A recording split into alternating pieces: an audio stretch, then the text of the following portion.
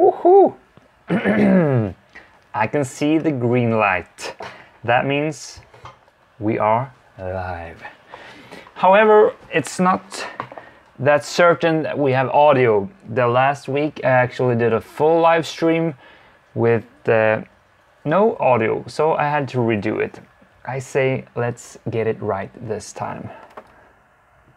So that means you have to give me a few seconds to make sure we are up and running. Check, check. Hook in the gear. Make up your mind, dear. La la la. Oh no, this is not right. What is going on here? This is not right. This is not right. Let's restructure. Let's restructure. What is happening? What is happening? I'm in a good mood today. It is Friday and I just had a 2-hour workout session and it was amazing. What? I can't hear myself. I just had a 2-hour workout session. Boy, oh boy, we are live and we actually have audio for a change. How about that? Now let's just get that camera angle right. I love the 30 seconds delay YouTube is treating me with. It means I get time to enjoy my mango green tea. Awesome flavor. Hot, hot, hot. Still not satisfied.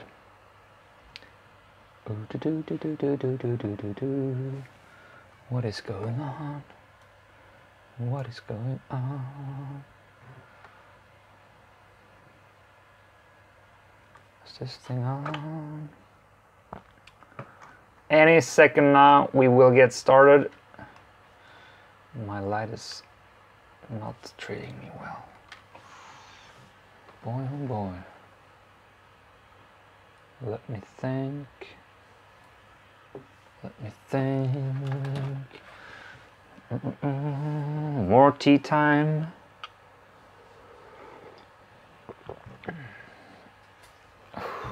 This is horrible. Why am I doing this? I want some action in the background.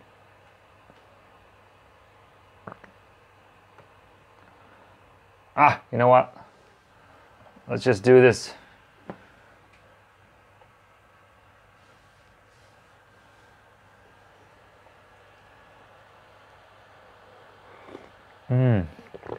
Is that better? Can you see me?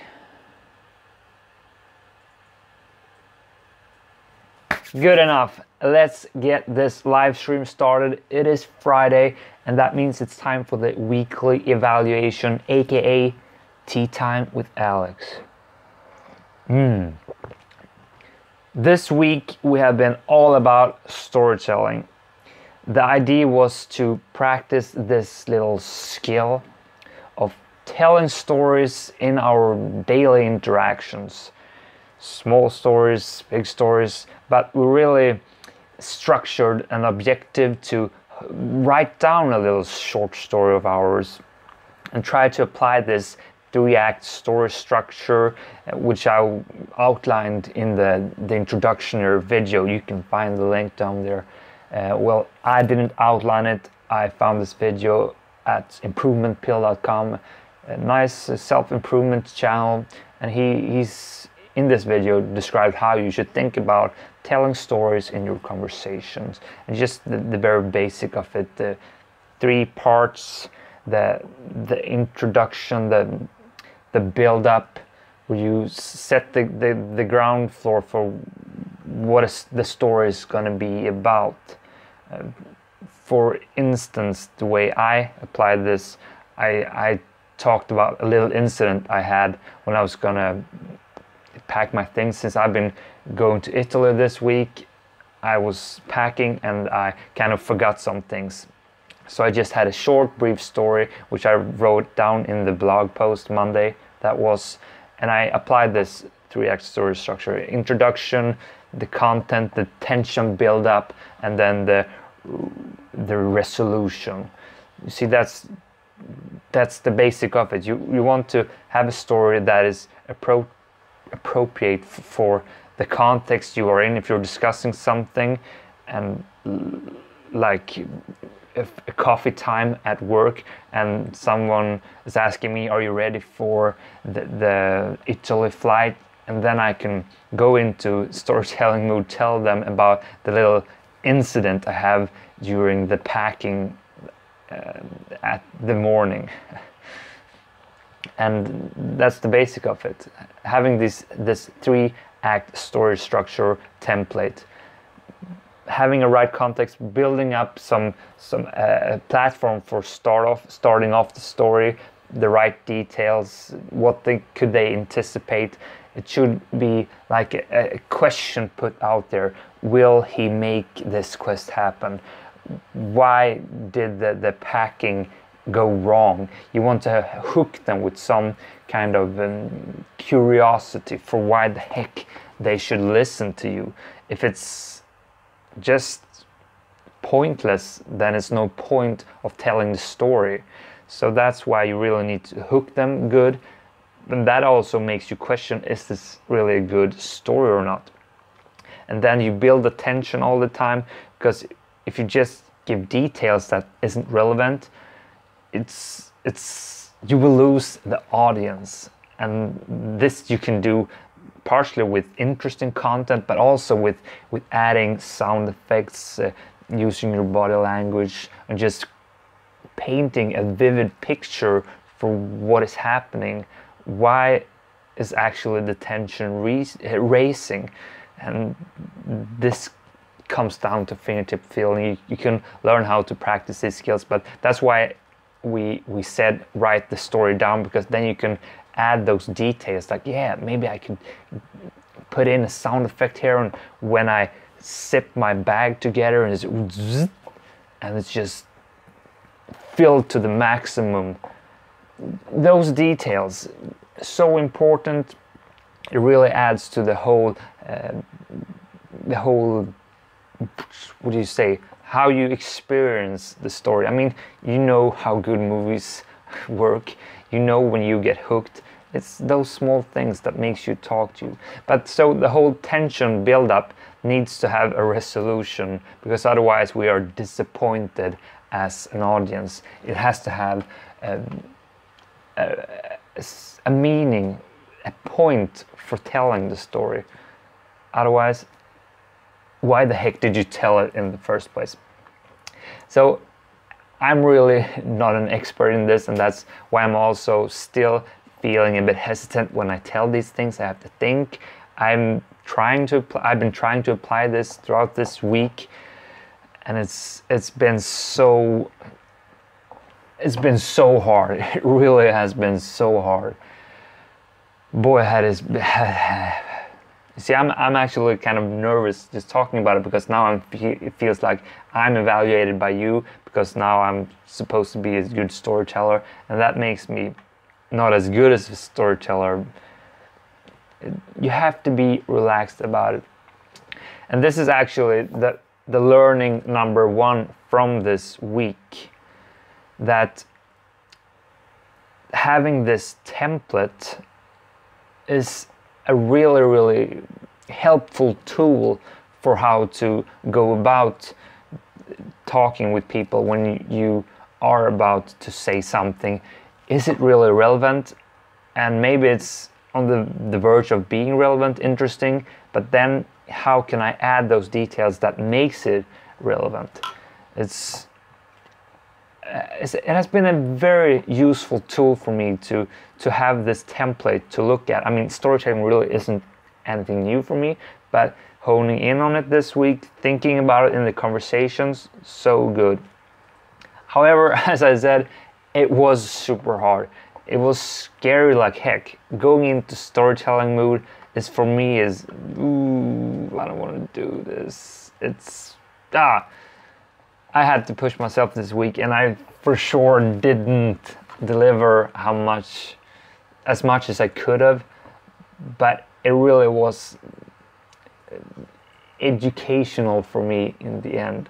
So the learning number one is partially to have this template with me, but also to just think in terms of it in all my different conversations. But also when I'm doing a YouTube video now, I see it more in the shape of this video. When I'm having this evaluation, I started to think in this template, how will I make it interesting for you? Is this relevant? Does it really lead to a resolution that is worth sharing? And somehow the first resolution was that, yeah, I've found it very useful to use this template, and I recommend you to use this as well, because it's a tool that will help you.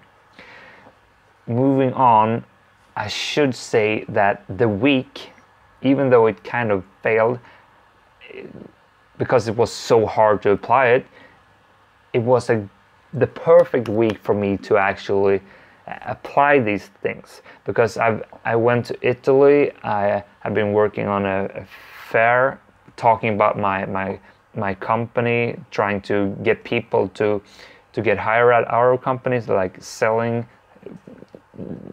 the company I work for. But the thing is, I've been talking with so many people the entire week, and it's just been a tremendous cake of opportunities, and I've made sure to work on my social skills, to work on these storytelling abilities, but it was hard, and I'm freaking nervous. Why am I nervous? God damn. I don't know. I'm kind of losing it. I need a tea break. Come on. Tea break.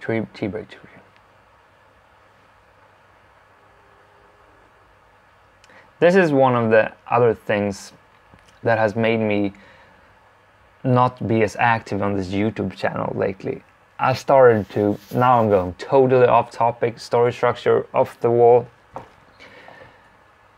I've started to like put so much pressure on myself for delivering that I've lost the touch of the fun in it. It's like, okay, how am I supposed to do this the perfect way? What practice can I apply? What will make this really be like good content that people will just dive to? But having that view on my channel lately has taken some of the joy out of it. It has added so much pressure to it, so it's like I can't be myself. I am being myself, but it's in a forced way, at least in front of the camera, or what I want to put out in front of the camera, leading to not me putting out anything at all. And that kind of happened just now. And this is actually, I hadn't planned to have this as a learning, it was actually the last sentence of the whole video, but I'm coming to it right now. With these things we are doing here, we are practicing storytelling, when we are developing ourselves, we have to enjoy the process. We have to have fun with it. Otherwise, it's not durable. You won't continue on with it. Because one of the things I have been doing really well lately is how much I've enjoyed my interactions, the practice with people. I've reached a state that all this personal development work has brought me to a new level where I could be relaxed in conversation. I'm kind of autonomous, so I have the base level covered, and I can work with that without having to think too much. Then instead, on a conscious level still, being able to think about how to tweak the details for improving the conversation. And this is super fun. This is what I've really found lately to be just so enjoyable. As I said, this week I've had so many social interactions and I've just had a blast with it. Hard for sure, but I like a challenge. And I feel like, man, this is so fun. And what I wanted to say is that the learning from this is that if you don't have fun with it, it will not serve you. It won't lead you to where you want it to lead you. You may, it just won't work. And that's why my YouTube channel hasn't worked lately, because I haven't had fun with it. It has been something that just have added tension. It's like, okay, now I have to put up a weekly challenge. But I used to enjoy the crap out of making those videos, storytelling in the videos, and just sharing like my learnings with you in a fun, interesting way. But lately it's like, how do I do this so it gets big, and what are the strategies I need to apply? And the same thinking applies to your development in your personal areas, social skills, which is the focus right now. You have to have fun with it. And I think that's why I've developed my skills lately, because I really have had fun with it. Really have had fun with it. But I need to revert back to that thing with this YouTube channel as well. I think I'm just gonna stop thinking so much and just start doing. I heard a great quote yesterday: done is better than perfect. And that goes for the conversations as well. Going into a conversation, pushing yourself into that horrible place if you're not used to it, that's so much better just doing that, being done with it, than aiming to have it perfect. Otherwise you're not going to do it. And I think that's a mindset we can apply in so many areas, and it will benefit us in so many areas, for sure. Having fun with it. I was so excited going into this live stream, and now I feel, I don't know what I'm feeling. I don't know what I'm feeling. It's Friday. It's a good Friday. Cheers, guys. That was the main conclusion from the week. Have fun with it. Have fun with your life.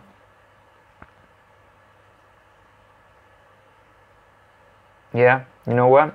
I can tell you the highlight of the week, which is a moment where I just had fun for sure. I was one of the best interactions with two new people I've had, actually. It was on my flight home from Italy.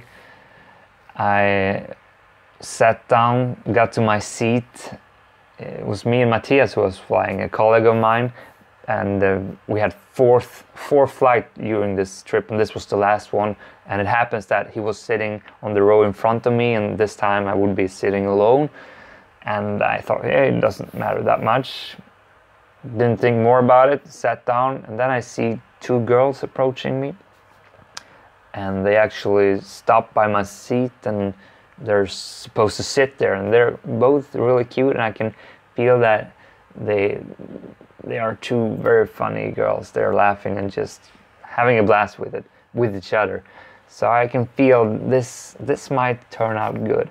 And usually a couple of years ago, I probably would have just sit down and plugged in my earphones and then sitting there thinking about, I should talk to them, I should talk to them, I should talk to them. But now with my easiness to getting a conversation started, I didn't hesitate. I introduced myself like, hey girls, I'm Alex. Nice to be sitting next to you.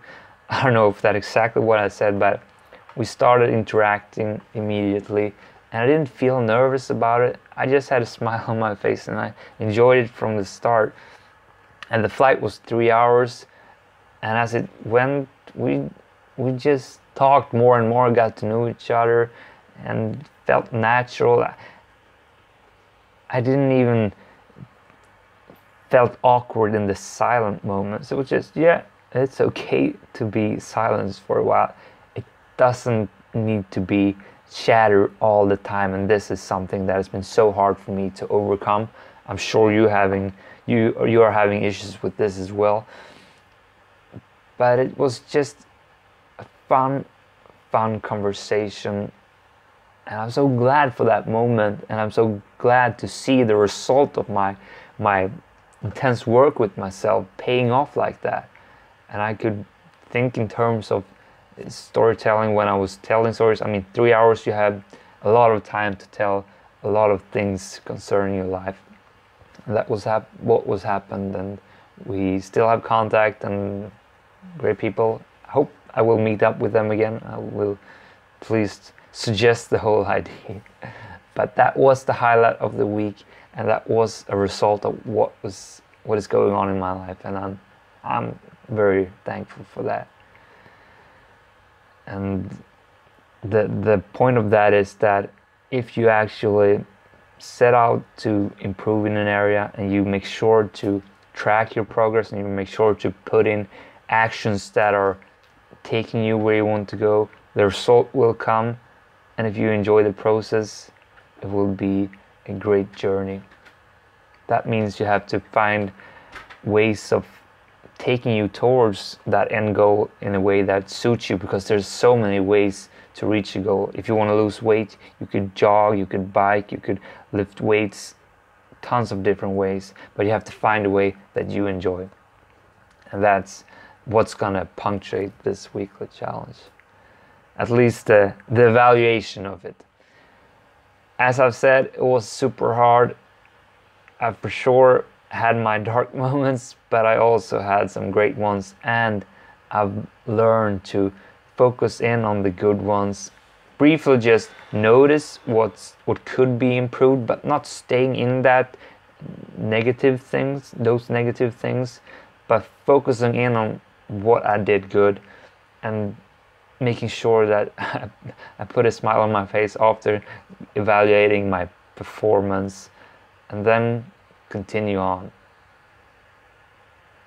Yeah, that's it.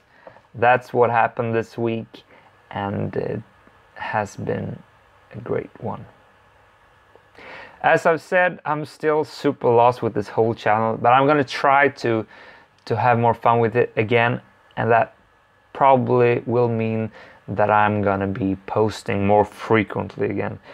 I'm thinking of having every second day video posts during the February. I have my month challenges. Last month I had a blog post for every day throughout the whole January, and that happened. Really was developing, learn how to write in a more interesting way, more effective way, and I felt that was a good payoff.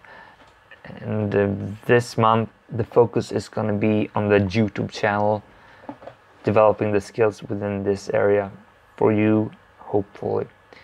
So I haven't specified that. I'm going to do that today in my weekly month evaluation. But it would be interesting to hear what monthly goals you have. I mean, it's a new month. It's a shorter one than usual, so it's easier to put up a more daunting task to go after. My name is Alexander Nilsson, and I'm gonna close this little live stream down now, and I wish you a great weekend. See you on Sunday, because something will be out there. Bye guys.